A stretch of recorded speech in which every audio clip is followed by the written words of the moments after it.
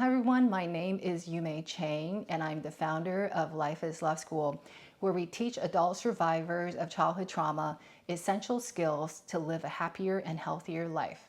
Today's topic is, how do I break a trauma bond? If you suffered abuse growing up, oftentimes what happens in adulthood is you will also end up in abusive relationships. In psychology, this is a well-researched phenomenon, and for the longest time, people find it very baffling. But now scientists know the reason why. But it's called re-victimization. So if you suffered abuse, then it's more likely that you will also be abused in adult relationships. Now, people that have been in toxic relationship, abusive relationships, know how hard it is to leave that relationship, even if everybody around you that you trust, that are smart, are telling you to please leave. This could be your psychologist, your mentor, your coaches, your friends, your family, even your children to tell you, mommy, please leave. And you know you should leave, but you still have a very hard time leaving. And the average, the number statistic-wise, is that it takes a victim about 7 to 12 tries to successfully and permanently leave an abusive relationship. Now you may wonder, what makes leaving a toxic relationship so hard? Shouldn't it be easier because his partner is so abusive, they're treated us so horribly, it should be easy to leave, right? In fact, it's the other way around, and it ties to a concept called intermittent reinforcement. So in the abuse cycle, what happens is it usually starts with love bombing at the dating phase. So this person comes onto you strong, they give you a lot of praises, a lot of adoration, tons of attention, maybe even gifts early on, and you feel like it's totally unearned. But if you suffered a lot of abuse and neglect growing up, you soak in this attention because you're like, feels amazing. I love this.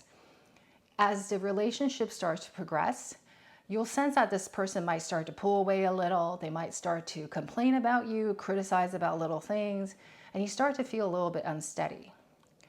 So then you try harder to be more perfect in the relationship.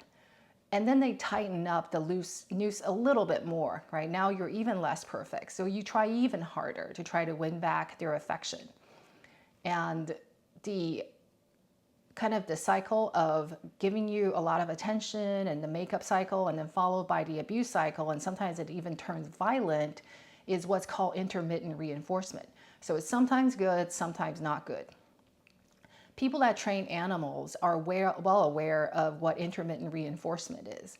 For example, if you want to train a dog or a cat to do high five, then when the dog or cat start to raise their paws, then you give them a little treat. But you don't keep doing that. You want to raise the bar. So the next time that they raise their paw, you no longer give them a treat. You expect them to raise their paws higher before you give them a treat. And what happens in these intermittent reinforcement scenarios is when the dog or cat no longer gets that treat, in the back of their mind, they're thinking, well, last time I was given a treat just for raising my paw, but this time I didn't get the treat. So maybe I just need to try a little harder. So they actually don't give up, even after you no longer give them the treat. So it takes them a very long time to stop doing that behavior. I think you can see how that maps to an abusive relationship, where even when the abuser starts to mistreat you, they no longer give you the affection they gave you early on, it takes you a long time to give up trying. And that's why it's so hard to leave, and why so many victims, even after they got booted out or they proactively left, they would ask me questions like, well, Yume, do you think I gave up too early? Do you think I should give him one more chance? Maybe this time he will change. And that's intermittent reinforcement at work, where you feel like if you just try a little bit harder, you will finally earn that love. And that's just how it works. Now, the other thing about intermittent reinforcement is neurologically, it taps into something called a dopamine reward circuit. So this reward circuit is also tapped in when you're addicted to drugs, when you're addicted to alcohol, when you have a gambling addiction. So dopamine is called the neurotransmitter of motivation. Dopamine gets you to wake up in the morning to want to work and achieve goals. It makes you want to pursue a partner, makes you want to get things done. It's the motivational neurochemical. So what happens is when you are being reinforced once in a while, it triggers you to try harder. So that trying harder, that motivation is playing with your dopamine reward circuit. So when you try to leave or mentally break away from a toxic relationship, it feels like it's not just a regular heartbreak, but there's also withdrawal, chemical withdrawal, neurochemical withdrawal going on in your brain.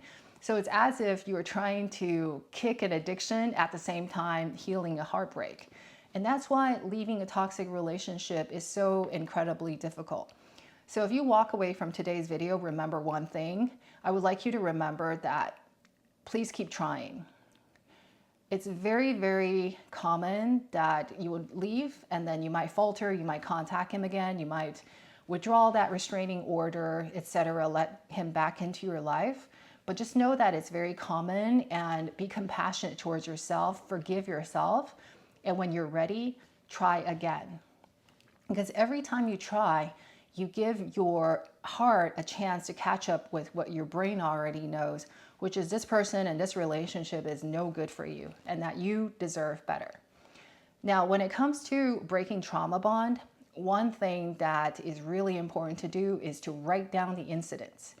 So by that, I mean every time he puts you down, every time he criticizes you, every time he stonewalls you, and I'm just going to use he because it's easier, but it could apply to either gender. They're abusers of either gender. I want to make that clear.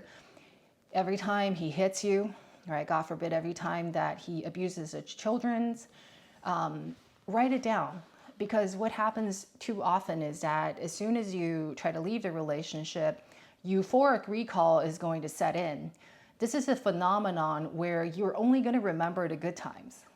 You're going to forget all the reasons why you should be leaving, and you're wondering, oh, if I just try harder, maybe things will be as good as it was in the very beginning when we're just dating. So by writing it down, it gives you evidence that you could put in front of your eyes, and also a perspective where you can see everything that's happened and ask yourself, right? If I were to advise a sister, a girlfriend who's in this situation, how would I advise her? We're oftentimes much wiser in giving other people advice than to follow our own advice. We're all muffled or all like confused when it comes to our own life.